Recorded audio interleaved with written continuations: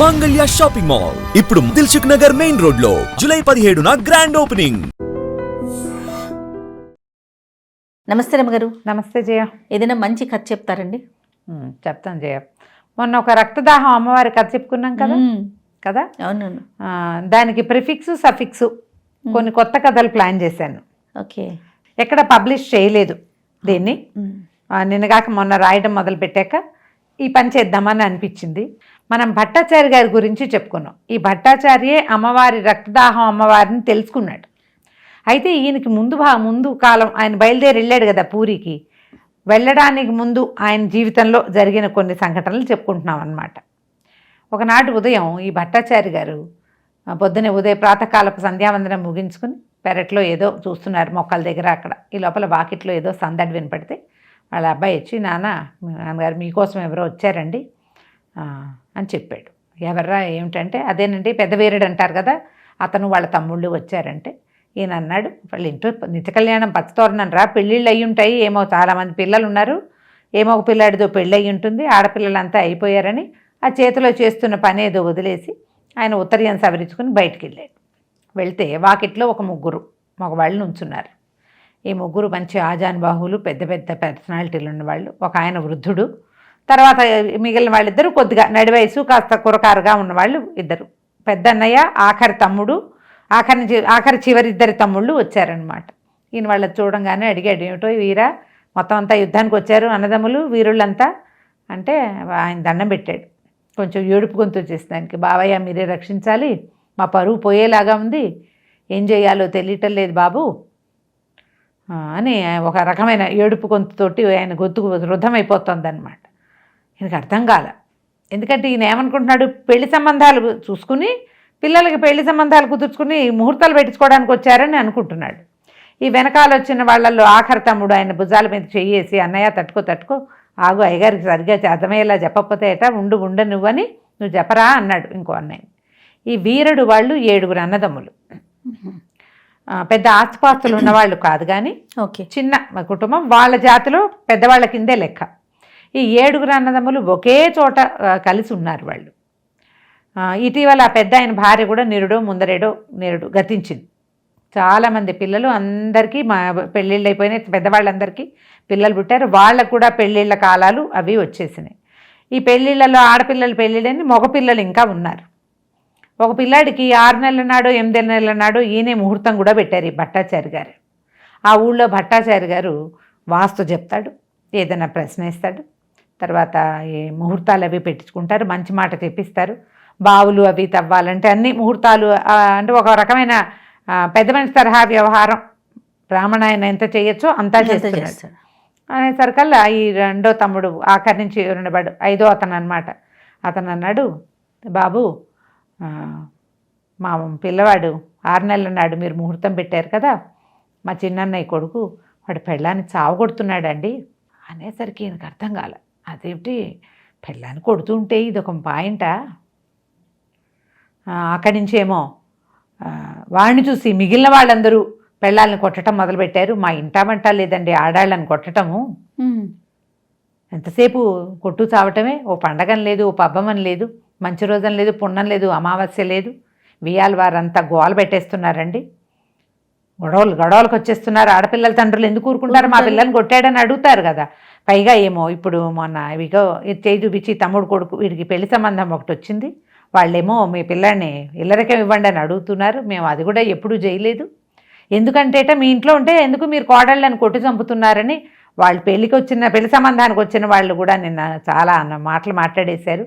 మా అన్నయ్య నిన్నటి నుంచి గోల, ఇక్కడ ఇంట్లో ఏదో అయిపోతుంది, పెళ్ళి కనీసం భట్టాచారి దగ్గర మాట్లాడదామని అంటుంటే మేము వచ్చామండి అనేసరికల్లా అయ్యి ఆడామగా కొట్టుకోవటం మామూలే కదా, దానికి ఏముంది అన్నాడు ఆయన. అనేసరికల్లా కాదండి అస్సలు మా ఇళ్లలో లేదు.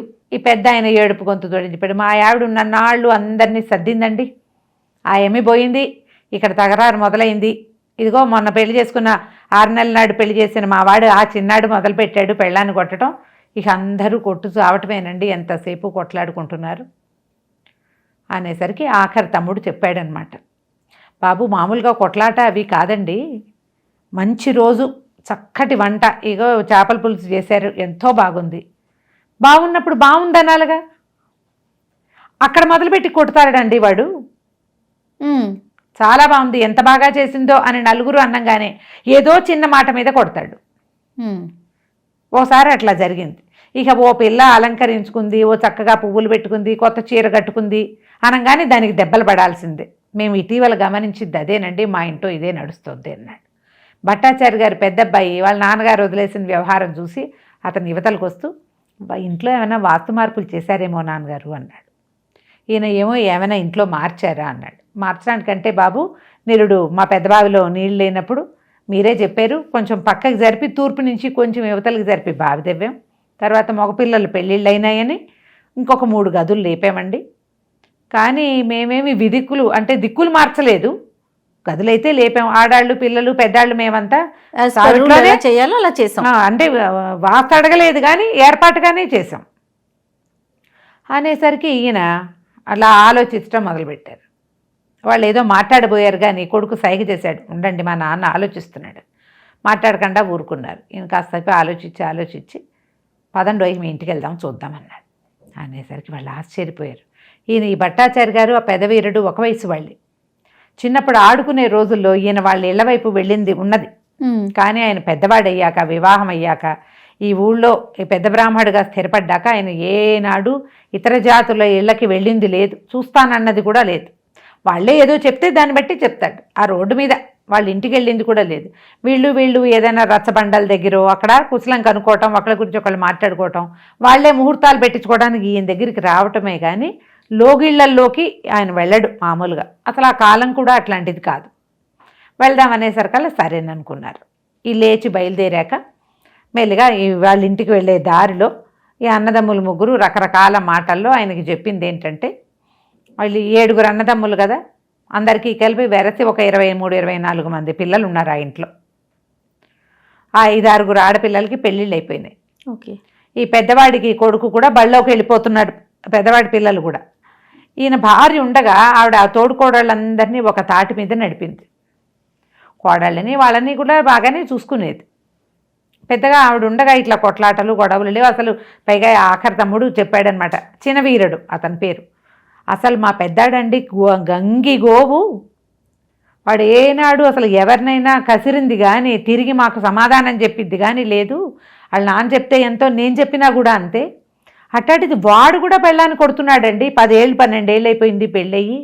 ఆ పిల్ల ఎంత లక్షణమైన పిల్లో, అసలు మేనరికమే, కొట్టకూడదు. వాడు ఎందుకు చేయలేపుతున్నాడో కూడా మాకు తెలియటం లేదు. ఒకడు మొదలు పెట్టాడు, వాడిని చూసి అందరూ చేస్తున్నారని ఇంట్లో ఆడాళ్ళంతా గోలండి. ఒకడు మొదలెడితే ఇంక అదే కదా. కొన్నాళ్ళు పోయాక మీరందరూ కూడా మా మీద పడతారని మా ఆవిళ్ళందరూ, మా ఇంట్లో ఆడాళ్ళంతా చిట్టిపోస్తున్నారు, ఎక్కడి నుంచో నేర్చుకొచ్చారు. ఒక్కడే దీనికి మొదలు పెట్టాడు, వాడు కొట్టడమే మొదలు. సరే ఈయన ఆలోచిస్తూ నడుస్తుంటే వాళ్ళ ఇల్లు బాగా పెద్ద నివేశన స్థలం, చాలా ఖాళీ స్థలం ఉంది చుట్టూతా. లోపలికి ఇళ్ళున్నాయి, అన్నీ ఇంచుమించుగా తాటాకులు పాకలు. ఈ నడిచి వెళ్తుంటే గుమ్మం ఇంకా వాళ్ళ ప్రహరీ గోడలు అవి రావాలి. ఆ వచ్చే యువతలే వాళ్ళ ఖాళీ స్థలంలో వేప చెట్లు కనబడ్డాయి ఈయనకి. అతను ఆశ్చర్యంగా ఆయన నిలబడి, ఇన్ని వేప చెట్లు ఉన్నాయేంటి వీరా, ఇన్ని లేవుగా, మీ వాకిట్లో ఒకటే ఉండేది అన్నాడు. ఆ బాబు, ఒకటే ఉండేదండి, ఒకటి ఉండేది, అదేమో మా అమ్మ పెట్టింది, పెదకోడలతోటి పెట్టిస్తానని మా ఆమె నా పెళ్ళైనప్పుడు కూడా మా ఆవిడతోటి కూడా వేప చెట్టు పెట్టించారు, అది రెండోదండి. తను పెట్టింది కదా అని పెద్ద కోడలు వచ్చినప్పుడు కూడా మా ఆవిడ మళ్ళీ 3వ చెట్టు పెట్టించింది. ఇదిగో కొంచెం చిన్నది 3వ చెట్టు మా పెద్ద కోడలు పెట్టింది, దానికి కూడా 10-12 ఏళ్ళు అయింది అనుకోండి. మధ్యలోది మా ఆవిడ పెట్టిన చెట్టు, అవతలది మా అమ్మ పెట్టిన చెట్టు అండి, మీ చిన్నప్పుడు మీరు చూసింది అదేను అన్నాడు. ఆయన ఆ చెట్లకేసి చూస్తుంటే ఈయనకి ఎట్లా కనపడిందంటే, మొదట వరుసగా ఉన్నాయి కదా, చివరున్న చెట్టు మామూలుగా ఉంది, మొదటి చెట్టు మామూలుగా ఉంది, మధ్యలో చెట్టు దాని కదలికే ఏదో తమాషాగా ఉంది. పైగా ఈ ఉగాది పండగ వెళ్తే అందరూ వేప బాండాలు తురిపేస్తారు కదా, అయితే ఏమైంది, మధ్యలో చెట్టుకు మాత్రం ఫుల్గా పూత అలాగే ఉంది, కాయలు వస్తున్నాయి. అవతల 2 చెట్లకి, పెద్ద చెట్టుకి, ముసలి చెట్టుకి, యంగ్ చెట్టుకి మాత్రం పూత లేదు. జనం విరిచేశారు. ఈయన అట సానుకూలంగా చూసిన తర్వాత ఆయన అన్నాడు, అదేమిటో ఈ 2 వేప చెట్లకి పూత గీత ఏమి లేదు, మొన్న పండక్కి విరిచేసినట్టున్నారు, మధ్యలో దాని పూత బ్రహ్మాండంగా ఉందే, అది ముట్టుకోలేదు, మీ ఆవిడదనే అన్నాడు. అనేసరికల్లా కాదండి బాబు, దాని నిండా తేనెటీగలు, తర్వాత ఏమో ఇవి ఏమంటారు వాటిని కందిరీగలు ఉండండి, దగ్గరికి రానిదండి ఆ చెట్టు అన్నాడు. ఈయన కింద నుంచి ఒక రాయి తీసి చెట్టుకేసి విసిరాడు. విసిరేసరికల్లా చెట్టు ఎట్లా రియాక్ట్ అయిందంటే, తేనెటీగలు రావాలి కదా, చెట్టు కూడా రెమ్మలు విసురుతోంది అనిపించింది ఆయనకి. మామూలుగా తేనె పట్టుందనుకో, ఆ చెట్టు మీద పడంగానే జుమ్ అని శబ్దం మొదలవుతుంది, తర్వాత తేనెటీగలు ఇట్లా వస్తాయి బయటికి, కందిరీగలు కూడా తిరుగుతున్నాయి.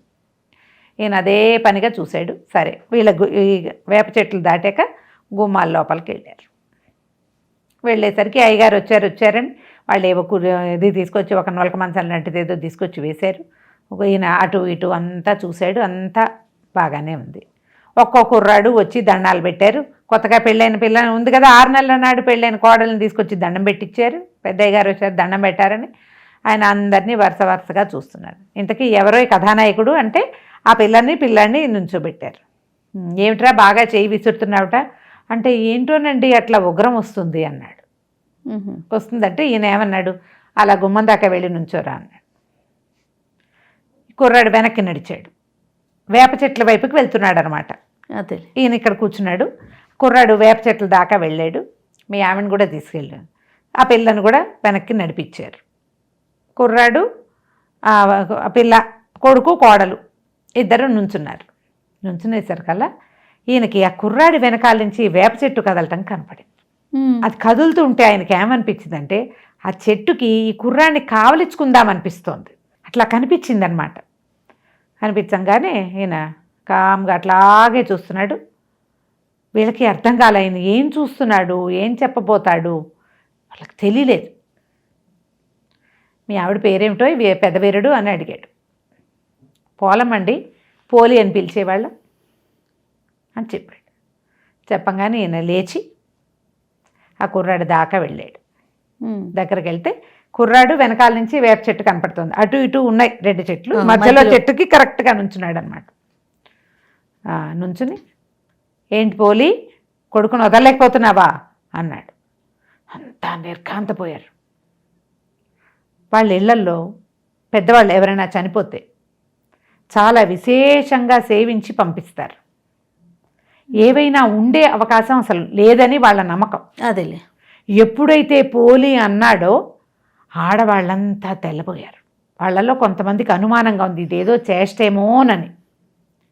ఒకళ్ళ మొహాలు ఒకళ్ళు చూసుకున్నారు, ఒకవాళ్ళు తెల్లబోయారు, కామ్గా ఉండిపోయారు. ఒక్కసారిగా వేప చెట్టు పెద్దగా కదిలింది. గాలి లేదు, పక్క 2 చెట్లు అలాగే ఉన్నాయి, మధ్యలో చెట్టే కదులుతోంది. ఎంత విసురున కదిలిందంటే ఆయనకి క్లియర్గా అక్కడ ఒక స్త్రీ నుంచున్నట్టుగా కనపడింది. వదలలేకపోతుంది కొడుకుని. సరే మళ్ళీ 2 నిమిషాలు ఆ చెట్టు దాకా నడిచి ఒక రౌండ్ తిరిగి వచ్చాడు. రాయి విసిరాడు ఒకటి పైకి. తేనెటీగలు కదలటం లేదు, కందిరీగలు కదలటం లేదు, చెట్టు కూడా కదల్లా.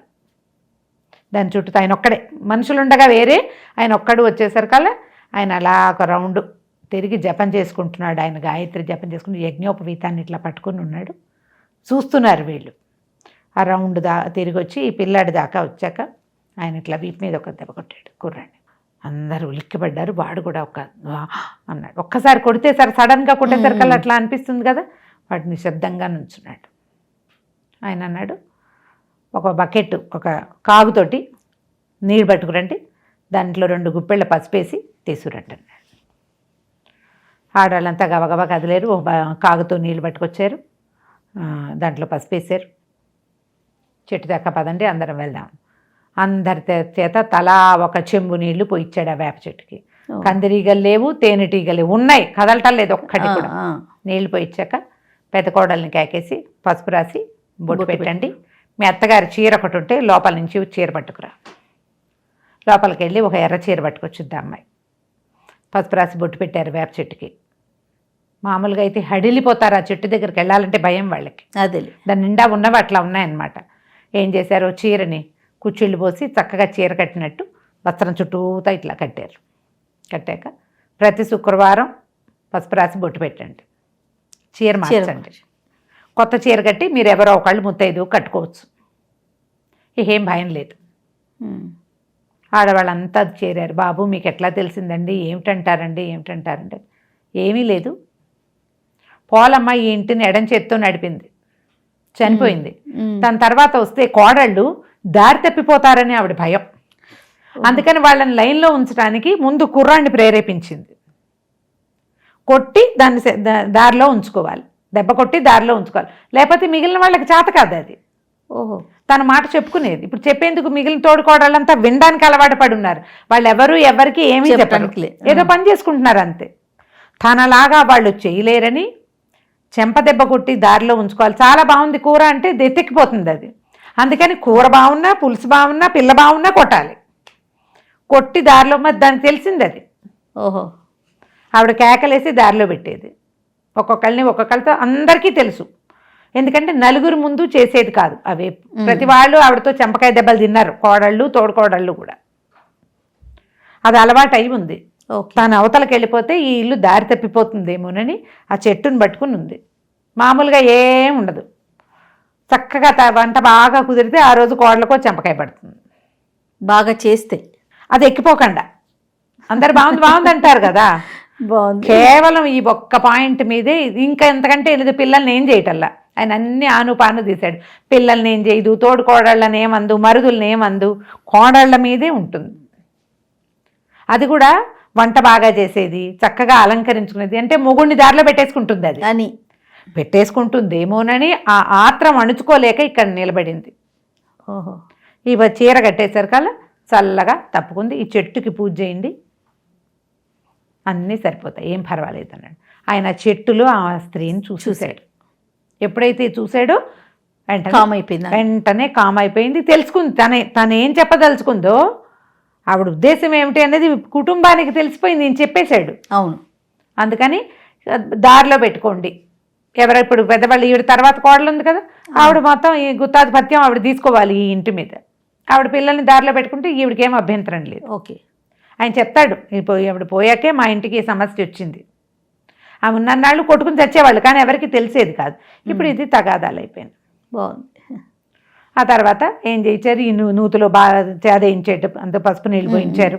మొత్తం ఇదంతా కూడా నీళ్ళు పోయించారు. ఈ 2 వేప చెట్లు వదిలేయండి, మధ్య వేప చెట్టుకి మాత్రమే ఈ అలంకారం చేయండి. ఇది పోలమ్మ చెట్టు. అప్పటి నుంచి ఇక తరాల వెంబడి పోలమ్మ చెట్టుకి పూజ చేసుకుంటూ వాళ్ళు ఎన్ని తరాల్లో కలిసి ఉన్నారు.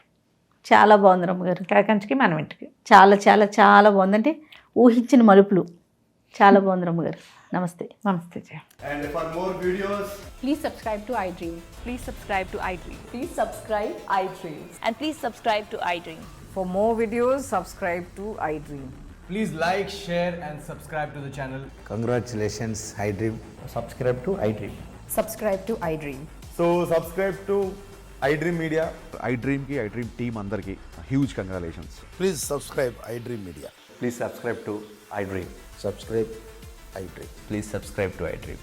iDream అంటే నా కళల ఛానల్ సబ్స్క్రైబ్ చేసుకున్న నోరు తిరుగుతలేదు. మీరైతే గంట గుర్తు కొట్టండి. For more such videos, please subscribe to iDream. Subscribe to iDream. Please subscribe to iDream. Please subscribe iDream Media. Please do subscribe to iDream. Please subscribe to iDream Media. For best entertainment and information, please subscribe iDream. And don't forget to subscribe to iDream.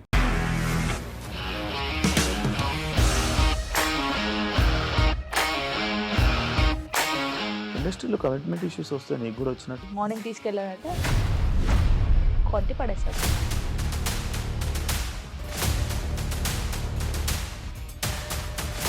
ఒక్కళ్ళు కూడా చూడలేదు ఈ cinema అని చెప్పడానికి కూడా చాలా ధైర్యం కావాలి. అది నిజం కదా, దాంట్లో ధైర్యం ఏంటి? ఇది నెక్స్ట్ డే ప్లేట్ మార్చేస్తే తప్పు కదా. As of now, we are comfortable this అని నేను అనుకుంటున్నాను. రష్మిక గారిది మీది ఒకే ఊరంట కదా. నీకు కోపం వచ్చిందంటే బాగా తిట్టేత్తరా? తిట్టేద్దామండి. నిజంగా గేమ్ ని ఎలా చేంజ్ చేయగలిగారు? ఏపీఎస్ఎఫ్సి వాళ్ళకి 6 నెలల్లో నేను 6 లక్షలు కట్టా. బిజినెస్ చేయాలనుకుంటే it is as difficult as riding a tiger.